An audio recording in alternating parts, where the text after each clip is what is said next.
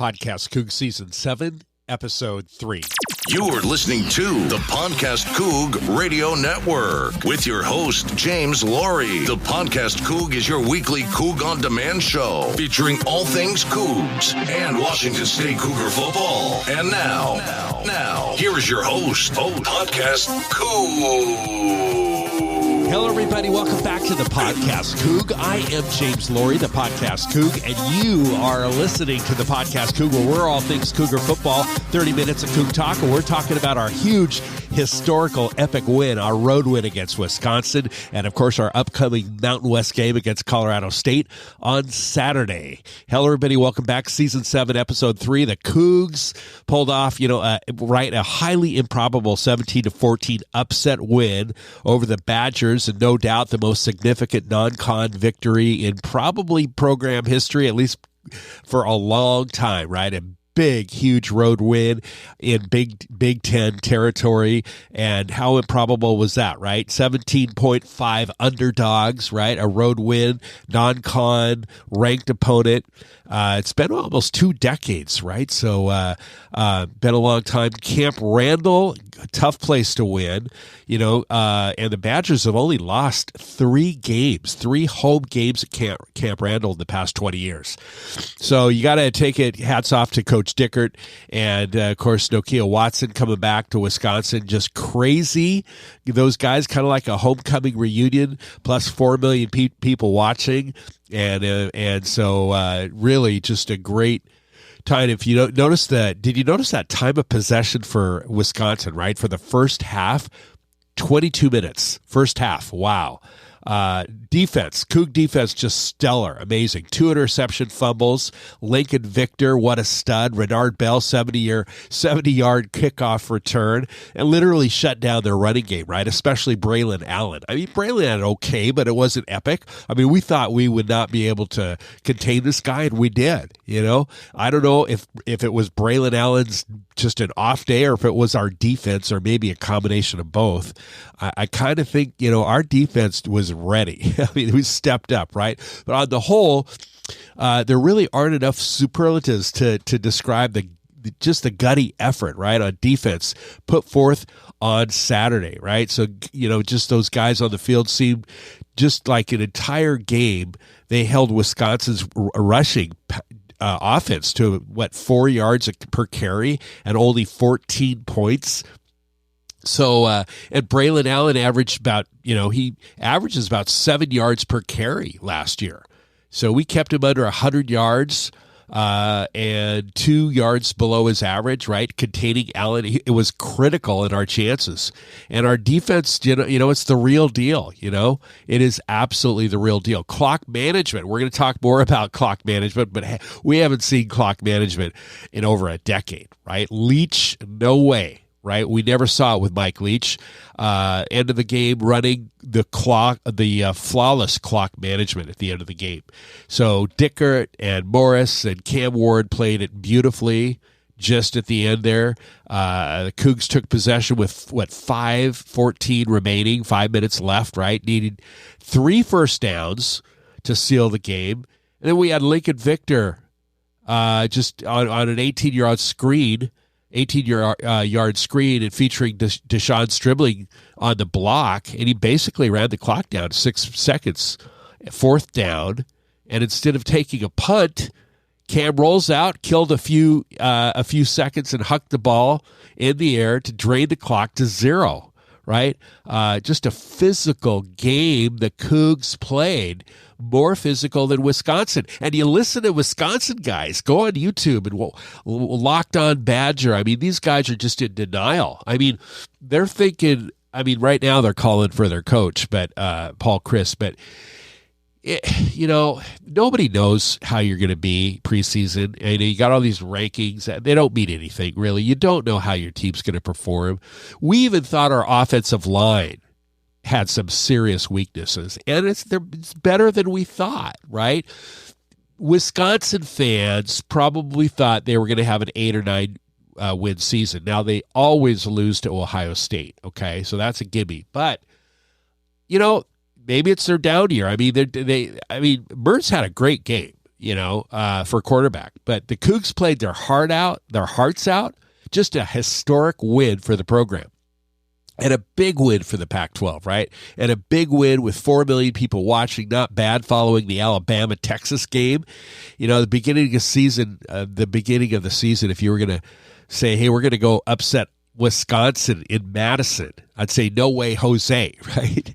So, nobody was thinking of an upset. I mean, nobody. 17-4 win where Graham Mertz just shined. He had a great game, Graham Mertz, no doubt, played his best game as a Badger in his career. He was pretty good, right? So Badgers' offensive line was pushed around. They're fat. Really, we just pushed them around with our fast and physical defense, and their O-line was kind of weak. So we pushed their O-line around, right? Their offensive line hasn't been up to the standard over the past couple of years, and Saturday at Camp Randall was just a new low for Badger fans, And like I said, they're calling for Coach Paul Chris Head. I mean, some of them, they want a change. They don't want, they just want just a major change. They've seen enough, right?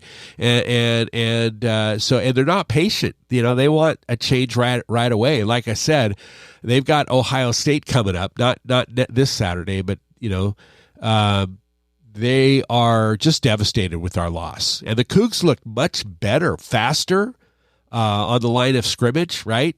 So, like I said, we contained Allen.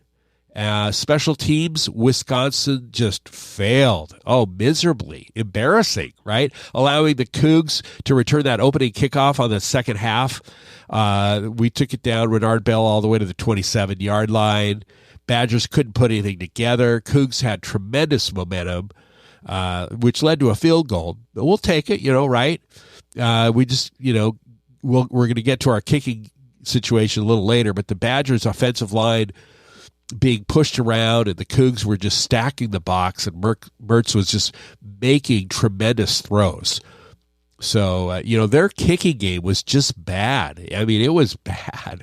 They missed badly, both from 51 yards and 43 yards. Really, it would have made the difference, right? If they would have made those two field goals, of course, would have made the difference. But these misses weren't exactly close. I mean, they were way off, right? So the Cougs' defense came to play, right? Our defense showed up, period. And we played our lights out. Deion Henley flying around making tackles. Shaw, Smith, Wade making life difficult for their receivers. And Brennan Jackson just creating problems on the line. Washington State came to play and shocked them, right? In Camp Randall at home, right? Always nice to have Brock Heward, by the way, on the color of our games.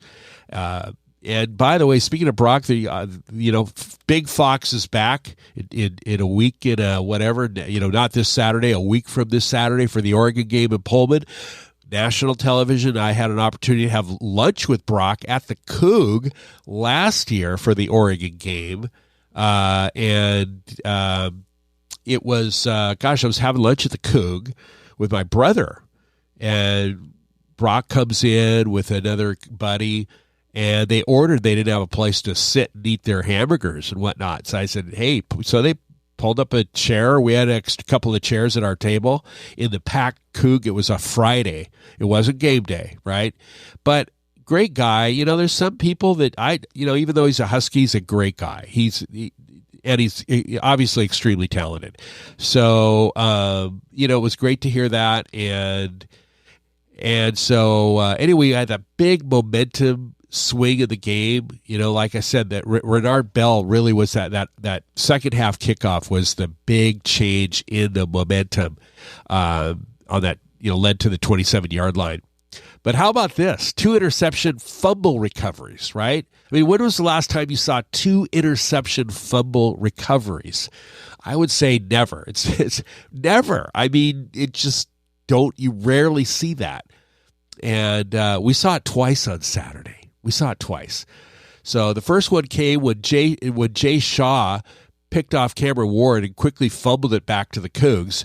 And that freak play set up Nakia Watson's touchdown to give us a lead for good, And how about all those penalties that Wisconsin had, right?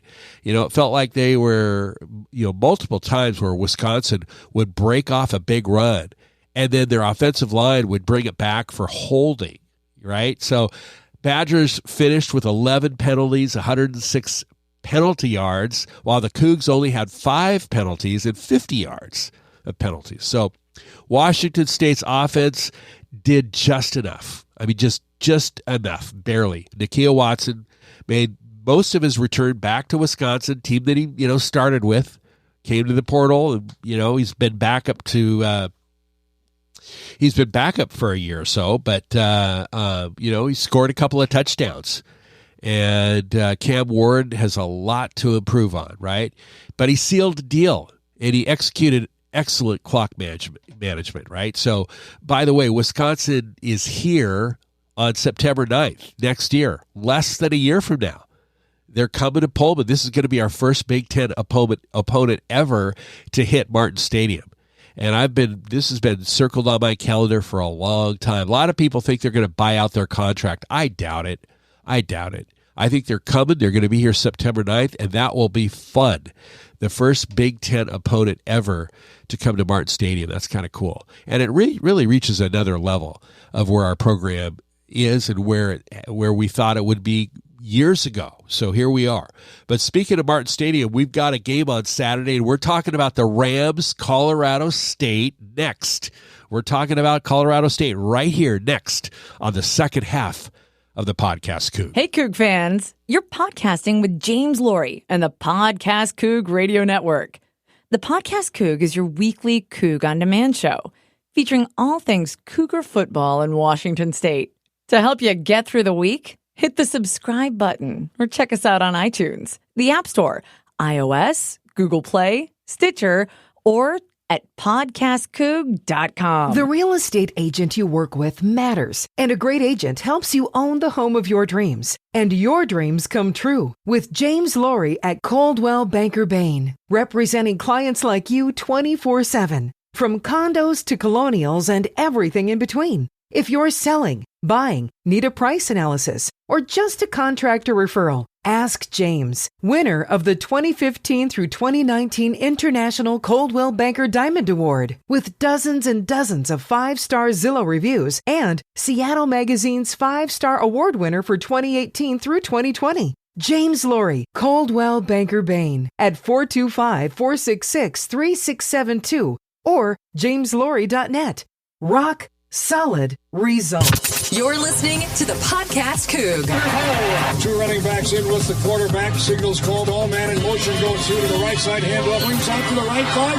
Touchdown, Washington State. You are listening to the Podcast Coug. Welcome back to the second half of the Podcast Coug. I am James Laurie, the Podcast Coug. We are all things Cougar football, all things Cougs. It's Rams at Washington State, Colorado State University Rams. Fort Collins, Colorado, from the Mountain West, right? They're coming to Pullman for the first time ever. Of course, Saturday, 2 o'clock, Pac-12 Network. Both teams, last time both teams played each other, right? And the only time they played each other was our first bowl game with Mike Leach, right? In December 21st, 2013. It was the Gildan, New Mexico Bowl in Albuquerque, right? Colorado State squeaked by. That was a hard one to lose to. 48-45. And 9 years ago. Boy, has time just flown, right? I remember the T-shirt commercials, right? I didn't go to the game, and I remember watching at home and all those Gildan T-shirt commercials during the breaks, right? So sponsored by, right? So, perhaps back then, after that bowl game, we scheduled a home and home for them, right? And here it is, so we've got them coming in on the 2023 season. I mentioned on the first episode, on the first half of the podcast, Coug, Wisconsin's coming in next year for a home and home, and Colorado State, we've got them scheduled for next year. So it looks like a home and home that we arranged years ago. And so we've got a non-con on Saturday. It's our last non-con. Now, what happened to where's Colorado State, right, with all this, right? They scored 0 points in the first half, both with their opener on Michigan, at Michigan, and, of course, last Saturday with Middle Tennessee. So they have not scored any points in the first half. But before we focus on CSU, let's talk about our offense, right? Real quick. Nakia Watson had a great day, right? We talked about that. I mean, scored 2 touchdowns. Great game winner for our big game in Wisconsin. And what I like that he makes guys miss in space, right? So, he's done a great job, right? Nakia has done great so far. Concerns about the offense, right? We're talking about Cam. Cam's got to be comfortable in the pocket, right? That drop back pass, where you're going to be working through multiple progressions, and that stuff he needs to work on, right? It should come a time with some more D1 experience, on big stages. But I think that the rhythm isn't quite there yet, right? And we got this Coug raid thing going on, but Cam's ability to escape the pocket and to make plays off schedule randomly is a little shaky. I mean, it's not shaky, but it's smooth. The rhythm isn't there. And so anyway, that's it's something to discuss. And I think that we're going to see this unfold on Saturday, really, on how comfortable Cam is in the pocket.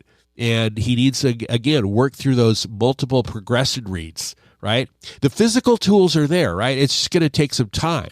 And, he better line up against CSU, right? I mean, his ability to make big throws with his arm, his strength, he's got his arm, he's got the ability, he's got the mobility as well. He's got a quick release. All of it's there, right? The question is, do we see Cam Ward as advertised, and we, the jury isn't out yet.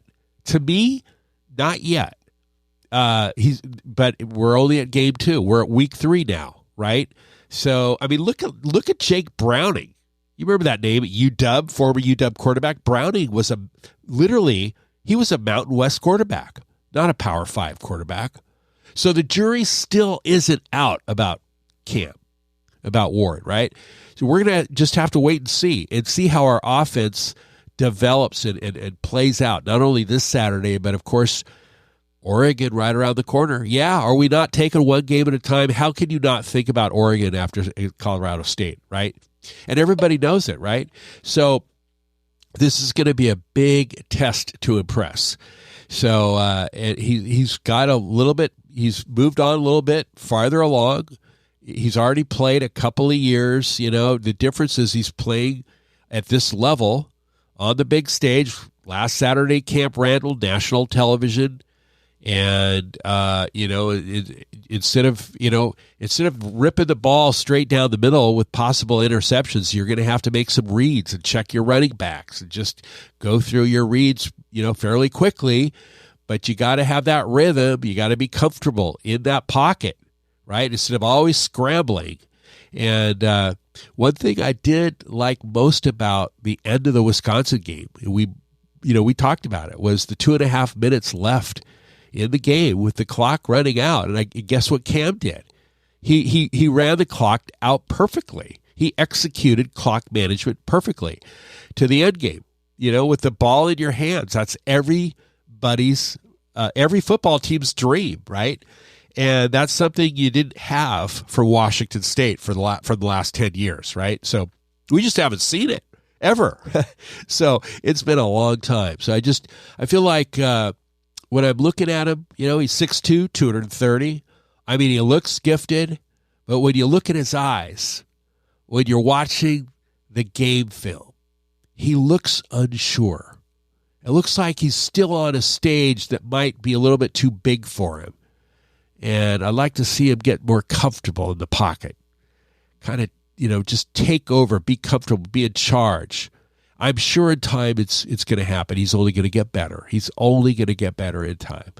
The stage may have been a little big, especially even on week 1. He's coming. I mean, let's be real honest here. It's not like you're playing Houston Baptist University or Prairie View A&M, right? I mean, not bad at Camp Randall with 75K fans, right? So yeah, there's a little bit to like, but there's a lot more that's got to be comfortable as time goes. So I like Dickert's decision making, though. We're not going to punt. It's great. Coach Dickert just beautifully, great game plan, game time, clock management, everything he did. We're just going to play this out. He says, I trust my quarterback, right? And he's going to make the right play and chuck it out of bounds. Game over. Walk away. Get some hugs on the field. Say hello to friends and family, and we're out of here. So, however, I do think the offense, should be a little bit further ahead right now than where it should be. I mean, I think where it is, I think it should be a little bit further ahead. And on the defensive side, things are good, right? And it gives us a lot of hope. It gives us hope that we can hang with anybody, right? Did you hear that, LA? Right? We can hang with every the game I'm looking forward to, and I never am. I just cringe. Right? Is USC.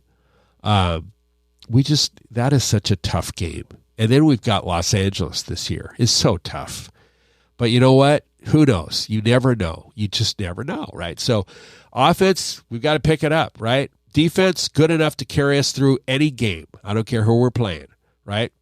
So here we have Colorado State at 0-2, coming in 0-2, and can certainly understand their first loss in the big house at Michigan. They just got ran out of the building, right? Ran out of the big house. And then they lose the next week, right, to Middle Tennessee. And, they're just going through a complete rebuild with Coach Jay Norvell. And, that name rings familiar with some of you guys. They wanted Pat Chun to consider Norvell after Rolo lost his job, right? And maybe Jay was on a short list, possibly with Pat Chun, to rebuild our program after Rolo. But, rebuilding takes about 5 years, and that's where he's at with Colorado State. And he is really good at rebuilding programs. So, yeah. This is the big game before Oregon. Is it a trap game? A lot of people ask, hey, is this a trap game? Well, it might be, but I can't imagine our defense not showing up, right? I just can't imagine our offense just doing nothing. We've just got too much talent, skill, and depth. CSU, they run the air raid, right? They're going to run the air raid. You've got to have a great pass rush. And you got to know the air raid, and our DBs know it really well, and they should have a good day. Rush 3, drop 8. We could do that as well, right? And so I'm excited to see our offense give Cam another chance and possibly maybe get that rhythm going. And then you should have some open passing lanes, time to throw. We should have time to throw, right? Kind of a tune-up for Oregon. But it'd be nice to see that, because Oregon, that we got to get tuned up for Oregon right into conference play. Frankly, I'd rather beat SC over Oregon if I had the choice. But we've got Oregon, and we always play them hard. So anyway, back to Colorado State. Jay Norvell, he actually came right out on that Michigan team and said, right out of the bat, he wasn't ready for Michigan. Understandable, and they didn't look ready for Middle Tennessee, especially the first half. They just shut out, and a big surprise to the coach, Norvell. So he's really disappointed on some of the fundamental things that they're not doing, just the basics. So offensively, I think they've been struggling, right? They just can't move the ball. They didn't move the ball at all in the first half of either game. Plus adding 3 turnovers in the first 30 minutes, had the Blue Raiders on their way to a 27-0 halftime lead, Middle Tennessee. So that score last week, Middle Tennessee 34, CSU 19. So the Rams haven't scored any points in the first half this year. They've also given up 15 sacks in 2 games, 8 from last Saturday. CSU had only given up 7 sacks in a game 4 times the 20 seasons prior. So this is epic for them. They're really going through some hard times, and some big rebuilding is going to be ahead, right? So they're going to try to come out strong, fast, and so the Cougs need to be show ready. They need to be ready and show up, right? So yeah, we've had a lot of execution, but we just got to be ready and the ability to play with all of our heart.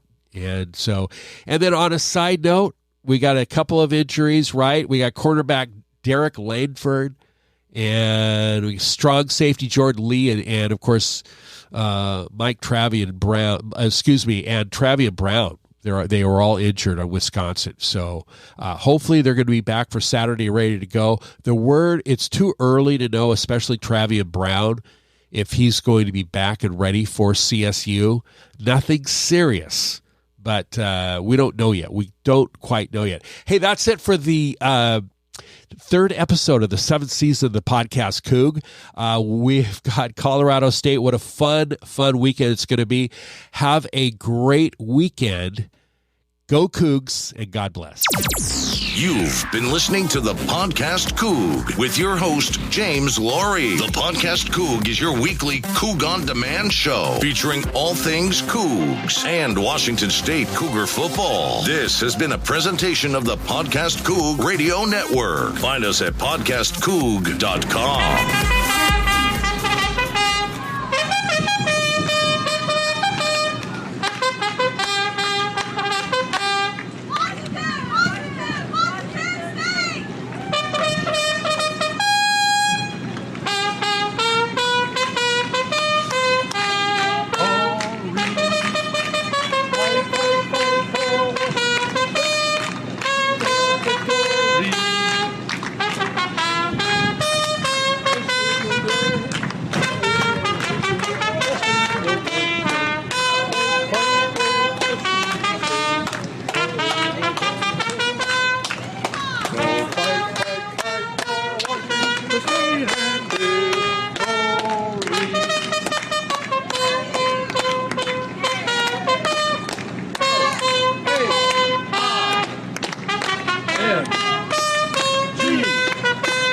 T